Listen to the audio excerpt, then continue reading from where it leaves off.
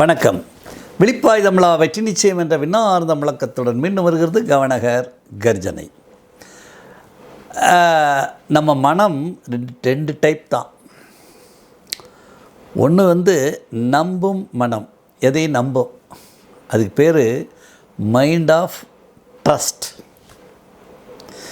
இன்னொரு வகையான மனம் இருக்குது, கொஞ்சம் நெகட்டிவாக மைண்டை வச்சுருப்பாங்க. அவங்களுக்கு அந்த மனதுக்கு பேர் நம்பாத மனம், நம்பா மனம், நம்பும் மனம், இது நம்பா மனம், மைண்ட் ஆஃப் டவுட். கவனகர் ஐயாவின் அற்புதமான உரைகளை தொடர்ந்து கேட்க கவனகர் கர்ஜனை அபிஷியல் என்ற புதிய சேனலை இப்பொழுதே சப்ஸ்கிரைப் செய்து கொள்ளுங்கள். கூடவே பெல் பட்டனையும் கிளிக் பண்ணுங்கள். உங்களுக்கு நம்ம நினச்சா நடக்க மாட்டேது, அது இதுன்ற கவலையெல்லாம் வேண்டியதில்லை. உங்கள் மைண்டு என்னான்னு முதல்ல முடிவு பண்ணுங்கள். ஏன்னா அதை வச்சு தான் மேலே உள்ள தெய்வங்களும் தேவதைகளும் நம்மளை ஆட்சி செய்கிற இன்விசிபிள் எலமெண்ட்ஸ் இருக்காங்க இல்லையா, கவர்மெண்ட்டு, அவன் இந்த மைண்ட் செட்டை பார்த்துட்டு தான் நமக்கு அதை கொடுக்குறோம்.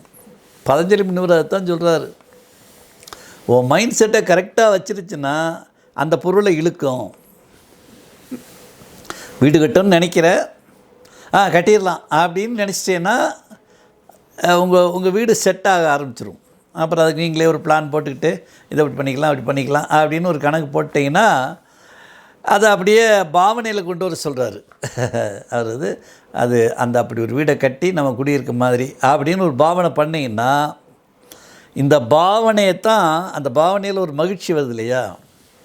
இப்போ நீங்கள் ஒரு ஃபிகரை லவ் பண்ணுறீங்க, அந்த ஃபிகரோட இப்படி சுற்றினா எப்படி இருக்கும், எப்படி இருந்தால் அப்படி இருக்கும், முத்தம் கொடுத்தா எப்படி இருக்கும், ஹக் பண்ணால் எப்படி இருக்கும், இப்படி நீங்கள் அப்படியே அந்த சந்தோஷப்படும் போது அது அப்படியே அந்த வேவ்ஸ் போய் அந்த ஃபிகரை தூங்க விடாது.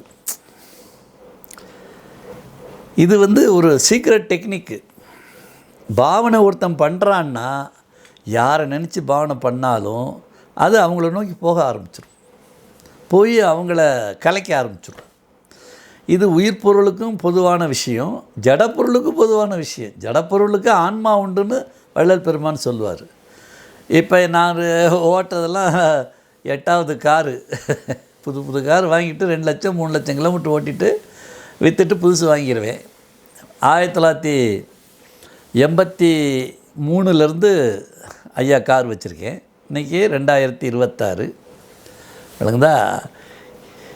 இந்த கார்னால் எனக்கு ஒரு கீறல் வந்ததில்லை, என்னால் எந்த காருக்கும் ஒரு கீறல் வந்ததில்லை. மற்றவன் எடுத்துகிட்டு போய்த்தான் அங்கே இடிச்சிட்டு வருவானே தவிர என்னால் அந்த காருக்கு பங்கம் வராது. அதனால தான் பொதுவாக என் காரை அடுத்தவங்களை தொட விட மாட்டேன். ஏன்னா அது கொஞ்சம் கோவம் வந்துடும்.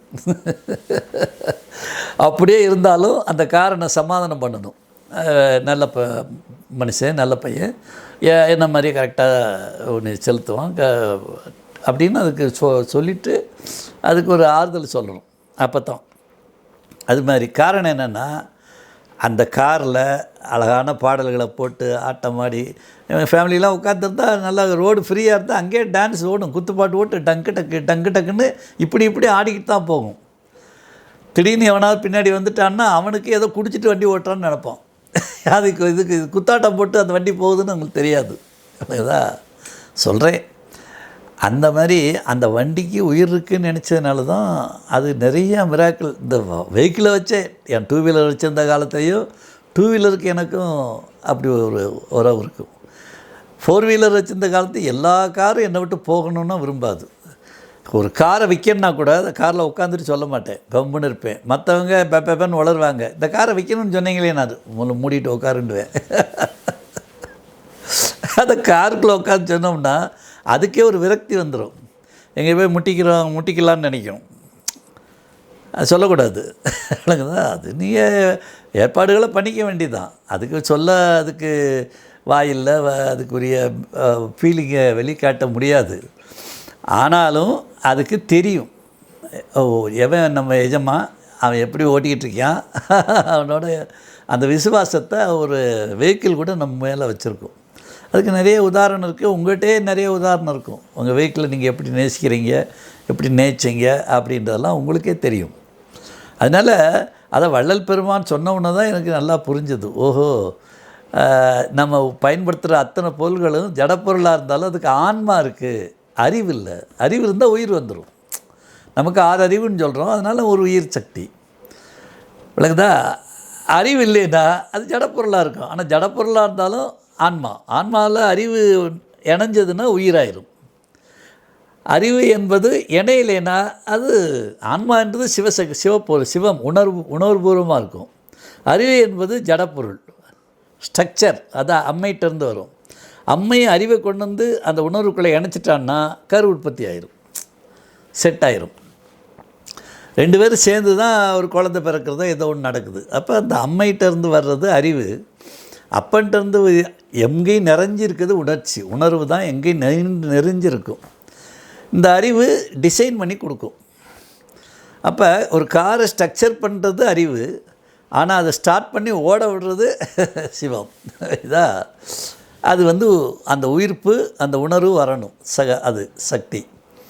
அதனால் அது நல்லா புரிஞ்சுக்கிட்டு இந்த மைண்டு டவுட்ஃபுல் மைண்டா ட்ரஸ்ட்ஃபுல் மைண்டா அப்படின்னு. இந்த மைண்ட் ஆஃப் டவுட்டுனா எதனால என்ன நினைப்பாங்க, அது எங்கே நடக்க போகுது, நமக்கெல்லாம் அது கிடைக்குமா, அப்படியே அது நெகட்டிவாகவே பேசிகிட்டு இருப்பாங்க. எடுத்தவொடனே கிடைக்கும் நடக்கும் அப்படின்னு சொல்லணும். இப்போ கூட நம்ம உங்கள் டிவிக்கே படார்னு ஜெயிச்சு வந்துட்டாங்க. ஆனால் இப்போ தான் அவர் படத்தை நான் பார்த்ததில்லை. எப்போயோ ஒரு காதலுக்கு மரியாதைன்னு ஒரு படத்தை பார்த்துருப்பேன்.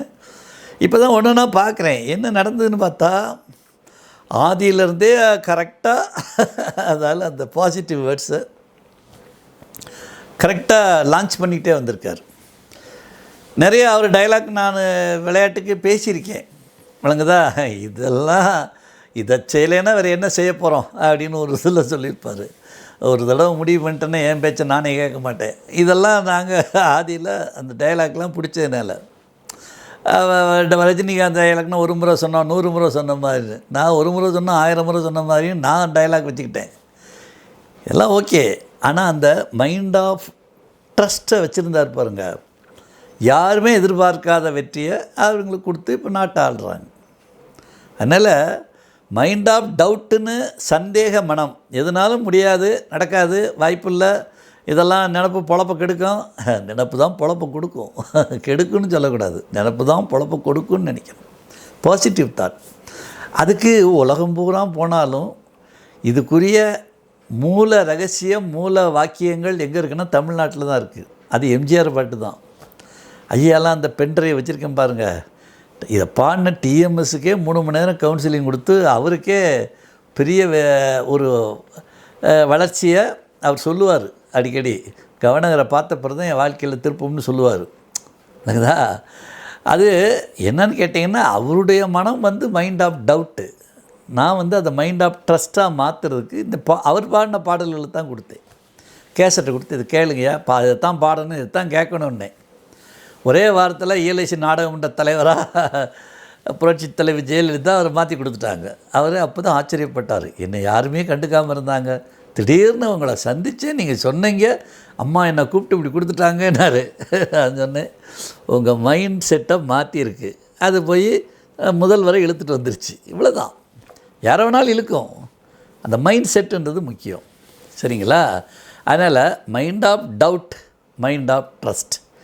மைண்ட் ஆஃப் டவுட்டுக்கு நினச்ச மாத்திரத்தில் எதை நினச்சிங்களோ அதை உங்களை சுற்றி அந்த சூழ்நிலை உருவாக ஆரம்பிச்சிடும். மைண்ட் ஆஃப் ட்ரஸ்ட் வச்சுருக்கவங்களுக்கு. மைண்ட் ஆஃப் டவுட்டு வச்சுருந்தீங்கன்னா எல்லாம் செட்டாக இருக்கும். நீங்கள் போனவுடனே அதாவது பிச்சுக்கிட்டு போகும், போகிற இடமெல்லாம் முட்டிக்கிட்டு இருக்கும். லாஸ்ட் மினிட்டில் கூட இப்போ தான் 1 நிமிஷம்னா சரியாக இருக்கும், பஸ்ஸை விட்டேன், ட்ரெயினை விட்டேன், இப்போ தான் அவர் போனாராம், அவர் தான் கையெழுத்து போடணும். இந்த வெங்காய வேலையெல்லாம் ஏன் நடக்குதுன்னு கேட்டிங்கன்னா உங்கள் மனதில் உறுதி இல்லை, நம்பிக்கை இல்லை. ஈசனுக்கு ஒரு பரந்த மனம் இருக்குது, அதனால அதுக்கு பேர் பரந்த மனம் உண்டுவாங்க. ஐயாவுக்கு பரந்த மனம். பரந்த மனம்னா என்னென்னு கேட்டிங்கன்னா எல்லாத்தையும் நம்பும், விளங்குதா? சரி, நம்புறதுனால நஷ்டம் வருமா? வரத்தான் செய்யும், வந்துட்டு போகுது. இப்போ என்ன லாபமாகுது நஷ்டமாகுது? ஐயாலாம் அழகான பாட்டு. நம்பி கெட்டவர் எவரையா, உமை நம்பி கெட்டவர் எவரையா, உமை நாயகனை திருமயிலையின் இறைவனை நம்பி கெட்டவர் எவரையா. அருமையான பாட்டு, ஒரு கீர்த்தனை. கபாலீஸ்வரர் பாட்டு. கபாலீஸ்வரர்னால் எனக்கு அப்படியே அல்வா மாதிரி நினச்ச மாத்திரத்தில் அவருடைய அருள் வரும். நல்ல ரவுடி சாமி தான், பட்டு எவனையாவது போடணும்னா கபாலி கொஞ்சம் பார்த்து இவன் என்ன இப்படி பண்ணுறான்னா அது முக ஸ்டாலினாக இருந்தாலும் பொட்டுன்னு குளத்தில் போட்டு அமைக்கிடுவார். ஒரு வார்த்தை சொன்னால் போதும். இவங்களுக்கு தெரியாது, வெறும் பயலுக. இவங்க நாத்தியங்கெல்லாம் வெறும் பயலுக. அவனுங்களுக்கு இந்த டெக்னிக் தெரியாது.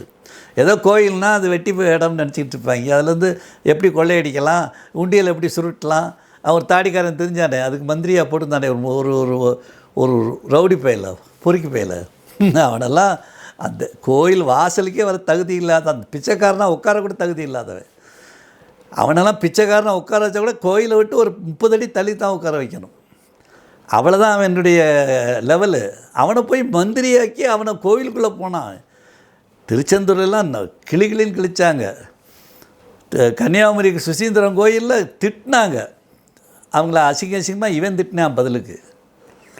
என்னய்யா சும்மாவன் உன்னை குளத்தில் முக்கினாங்கன்னு நினச்சிக்கிட்டு இருக்க? இன்னும் நீ தேர்தலுக்கு தோற்றதுக்கு காரணம் எங்கெங்கேயும் நோண்டி நோண்டி தேடிக்கிட்டு இருக்க. லூஸு, நீ நடந்துக்கிட்ட முறையில் தான் திருப்பரங்குன்றத்தில் தீ ஏற்றக்கூடாது, ஒரு கேனையனைத்தான் அதுக்குள்ளே கோவிலுக்குள்ளே நுழைய வைக்கணும், இதை நான் விட மாட்டேன், அதை நான் விட மாட்டேன், இந்து சமயத்தை ஏற்றுக்க மாட்டேன்.